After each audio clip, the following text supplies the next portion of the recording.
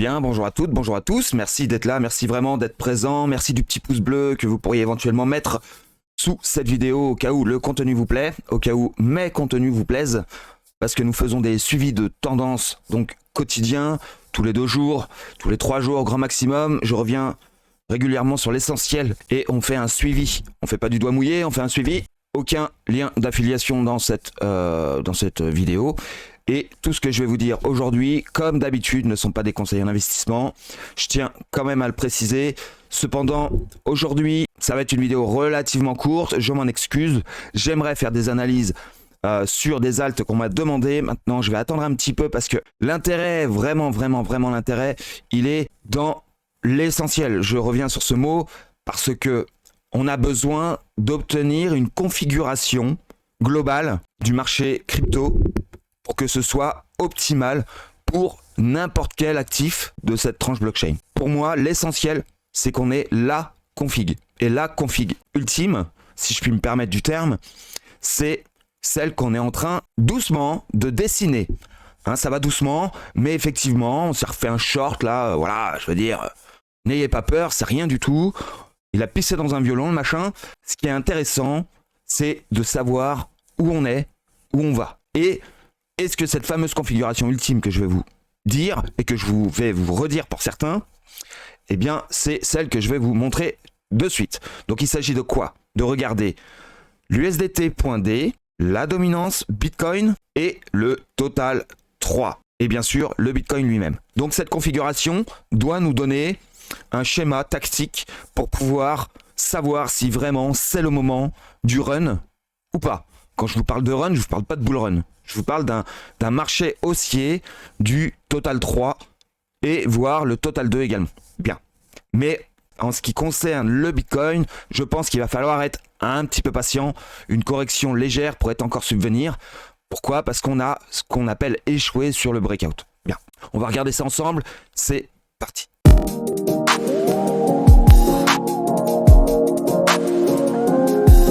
Alors, la dominance de l'USDT. On va commencer par celle-ci, pour que les choses soient bien claires. L'USDT.D, pour ma part, il est baissier. Et il est fortement baissier encore pendant quelques temps. On joue de nous, on travaille des résistances et des supports sur des endroits stratégiques qui appartiennent aux market makers. Et pour ça, ils peuvent contrôler nos émotions grâce à ces niveaux. Bien. Et le niveau en question, on est en plein dessus.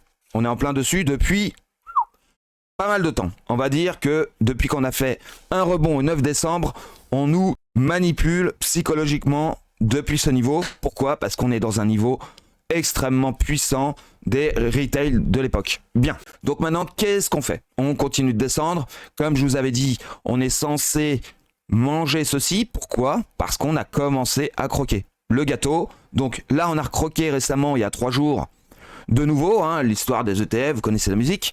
Et le lendemain, on s'est fait défoncer, en tous les cas, pour ceux qui le pensent. Pour ma part, c'est pas le cas, c'est juste un petit retour en zone pour consolider, remettre un peu de liquidité et pour pouvoir repartir. Pourquoi on ne descend pas d'un trait? Parce que tout simplement, on est en train de remplacer les pigeons par des baleines, déjà pour commencer. Et pourquoi? Pour mettre des pigeons là où à l'époque, il y avait des baleines. Donc là ici.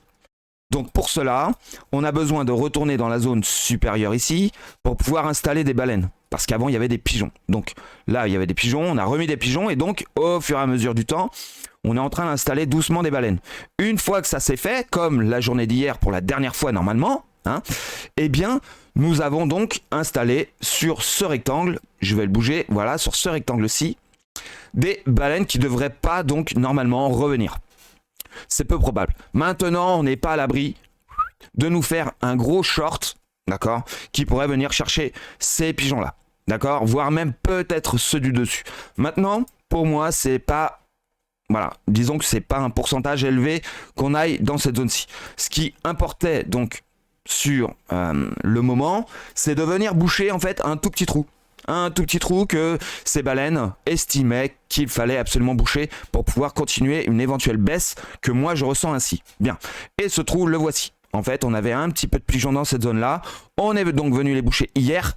Et aujourd'hui, on est en statu quo, à savoir, est-ce qu'on va chercher les pigeons qui sont ici ou alors est-ce qu'on continue de descendre.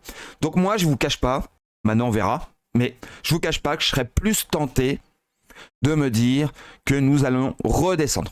Donc, c'est-à-dire que même si on reste en bougie d'indécision comme celle-ci, on pourrait donc retourner exactement comme la bougie qu'on avait fait ce vendredi. Le problème, c'est que vous allez me dire, ouais, mais c'est dimanche, tu comprends? Justement, comme c'est dimanche, demain, je parle, comme demain ce serait éventuellement dimanche, ce qui est d'ailleurs sûr, eh bien, nous allons donc descendre. D'accord, descendre, pourquoi? Parce que le Bitcoin, vu qu'il a bien baissé, hein, on a été jusqu'à taper les moins 10% dans la journée, donc vu qu'il a bien baissé, eh bien, il est possible que le Bitcoin stabilise vraiment plutôt entre 1 et, on va dire, entre 1 et 3%, plus ou moins. Donc, ce qui permettrait aux alts majeurs, hein, parce que moi, les alts à la con, je m'en bats la race, donc, pour ces alts majeurs, de vraiment nous donner des performances très intéressantes. Donc, en imaginant qu'on reste en statu quo ce samedi, il y en a quand même certaines qui peuvent sortir du lot, hein. Mais cependant, le dimanche, ou bien lundi, on verra, hein, ça se trouve ce sera lundi ou mardi, hein, qui sait. Je ne mets pas des plans sur la comète. Cependant, ce dimanche, il faudra pour ma part faire très attention si on finit par cette fameuse bougie d'indécision. Donc, pour que cette journée soit tellement chiante et ennuyeuse que tout le monde décroche et que le dimanche, par contre, on fasse quelque chose de très intéressant pour le Total 3. D'accord? Donc, là, le but, c'est vraiment, maintenant qu'on est venu chercher, donc je me répète, mais ces pigeons-là, il est fort probable qu'on redescende et qu'on vienne continuer de croquer ce qui nous reste à croquer pour avoir éventuellement un support intéressant au 4%, ce qui est, pour ceux qui ne le savent pas, voilà, résistance, support, et le but, c'est d'en créer un support pour éventuellement voir ce qui pourrait se passer par derrière, on verra. Mais enfin, cependant, les 4,50%, on va dire, ça me paraît une zone très intéressante. Voilà. En tout cas, on doit manger ça jusqu'au 4,62. On doit descendre. Maintenant qu'on a croqué, on doit descendre. Bien, allez, on continue. On va regarder maintenant la dominance du Bitcoin. Donc, comme vous avez pu le constater, finalement, on n'a pas bougé. On vous fait flipper, mais ça s'arrête là. Bien, la dominance du Bitcoin. Alors, vous allez me dire que je me répète dans mes vidéos, mais c'est normal. Moi, je vous vends pas n'importe quoi. Je vous vends pas des projets qui vont vous faire du 1000% dès demain ou alors au doigt mouillé. L'important pour moi, c'est de travailler sur quelque chose qui est en train de se construire sur un marché, quoi. Pas sur une crypto. Donc là, nous étions donc dans un canal. On est en train vraiment de taper le bas du canal. Vous avez bien compris, nous sommes donc samedi. La dominance du Bitcoin, encore aujourd'hui, perd vraiment de la puissance, hein. On est venu chercher des boss très intéressants. Ici, celui-ci, on avait venu tester une première fois. Toc, on est remonté. Et hop, on vient pour casser. Donc maintenant, vu qu'on a cassé celui-ci, théoriquement, on devrait accélérer pour venir casser le rouge, hein, un relativement très intéressant. En tout cas, ça fait un moment qu'on ne l'a pas visité. Il s'agit du 13 octobre, donc ça fait un bon moment. Profitez vraiment de cette opportunité de regarder ceci en direct, parce que ça va être magnifique, parce que quand on va le casser, ça va piquer les yeux. Pour ma part, on part pour faire ceci, hein, car celui-ci, comme je vous l'ai dit, on l'a déjà fait une fois. Donc il n'y a pas de raison de s'arrêter ici. Ok, on doit continuer. On casse, éventuellement on pourrait remonter sur la trendline verte que vous voyez ici et ensuite redescendre. Mais cependant, on doit casser ça. Donc c'est quand même pas mal. Pourquoi? Parce qu'on atteindrait éventuellement les 50%. Bon, un petit peu plus, je vous cache pas, un petit peu plus. On est à très peu d'atteindre les fameux 50% symboliques. Bon, on va espérer qu'on aille au moins les tester. On verra bien. Mais cependant, je pense à une réelle accélération sur celui-ci. Si vous pensez que ça, c'était une accélération, attendez-vous de voir ce qui pourrait éventuellement se passer ici. Ok? Donc restez optimiste, arrêtez de vous lamenter. C'est vraiment très bon ce qui se passe, hein. J'avais éventuellement vu enfin cette belle descente. Comme je l'avais dit, il me semble, dans la vidéo précédente, rares sont les moments où nous avons 1, 2, 3 tops, hein. On pourrait presque comparer ça à une épaule tête-épaule inversée. Quoique non, elle n'est pas inversée celle-là. Elle est bien dans le bon sens. Bien, donc imaginez qu'on casse cette trendline rouge, vous avez bien compris qu'il va se passer quelque chose de très intéressant sur le Total 3. Et voir le Total 2 d'ailleurs. Voilà, ça c'est dit. Maintenant, on va passer au Bitcoin. Le Bitcoin. Donc ça, par contre, je vais enlever tous mes dessins et on va tout simplement essayer de comprendre ce qui se passe. Nous avions en daily un niveau à venir passer ici. Ici, on devait venir passer éventuellement un niveau si c'était une 3. Aïe. Par contre, on a avorté cette 3. Donc, c'est un petit peu le retour en zone. Alors, on a quand même toujours un support très intéressant ici. Maintenant, bien sûr, prêtez attention. Si on le casse, on est très très mal barré. Pour l'instant, c'est pas encore fait. Donc, on va pas trop mettre d'autres plans sous la comète. Hein. Tout ce que je vois, c'est que ici, on était censé faire un breakout qu'on a réussi. Cependant, on a réintégré. Pourquoi on a réintégré? Parce qu'ici, il y a énormément de baleines très puissantes qui ont fait shorter le marché à l'époque. Hein. On a bien compris que ceux qui sont placés ici, c'est des monstres. Hein. C'est des monstres. Donc, l'important, c'est de savoir est-ce qu'on va continuer malgré tout à faire ce qu'on a besoin de voir, ou alors, enfin, pour certains ont besoin de voir, ou alors, à l'inversement, c'est-à-dire, on continue, hop, et on échoue. On va voir. Cependant, si on arrive à faire une stabilisation de 15 jours, 3 semaines dans cette zone, c'est excellent pour le total 3. On est bien d'accord? Pour ma part, hein, en tout cas. Hein. Bien. Voilà, c'est tout ce que j'ai à dire sur Bitcoin. Pour moi, il est en stabilisation totale. Donc, ce que je vous avais énuméré, donc, c'est pas sur ce graphique-là, je ne crois pas, mais sur, on va regarder, je crois que c'est sur celui-ci. Voilà. Je vous avais parlé d'une stabilisation du marché. Ici, qu'on monte, hein, une fois qu'on a cassé, on va stabiliser dessus. On va chercher la trendline, ce que je vous avais dit, et ensuite on restabilise doucement. C'est-à-dire, j'aimerais qu'on fasse ceci, d'accord? Ceci. Éventuellement, si on descend, qu'on puisse avoir du temps pour que le total 3 monte, en tout cas en ce qui concerne les majeurs. Moi, j'attends vraiment une stabilisation de tout ça. Résumons. Résumons avec le total 3. Il est où le total 3? Il est là. Bien, le total 3, lui, est-ce qu'il nous fait quelque chose de bien? Donc pour l'instant, on est vraiment dans la configuration que j'avais donc élaborée. Maintenant, moi, j'attends d'avoir au-dessus de cette zone. Vous voyez les points tirés rouges? Il faut absolument qu'on y aille. Théoriquement, on doit y aller. On doit finir par monter. Pour moi, c'est plutôt pas mal. C'est plutôt pas mal. On avait vraiment quelque chose de très intéressant. Ici, hein, on est venu casser. Donc là, on est en train de faire un pullback. Et l'intérêt, maintenant qu'on a fait un pullback, c'est de nous faire sur du court terme une tasse et anse que tout le monde connaît bien. On était donc dans un marché haussier. Ici, donc nous avons notre tasse. Ici, d'accord. Et là, on est en train de faire notre anse. D'accord. Donc maintenant, ce qu'on a besoin de voir, c'est une compression du marché ici. Comme ceci, pour enfin s'éjecter. Donc, est-ce qu'on va prendre plusieurs jours ou alors est-ce que ça va aller vite?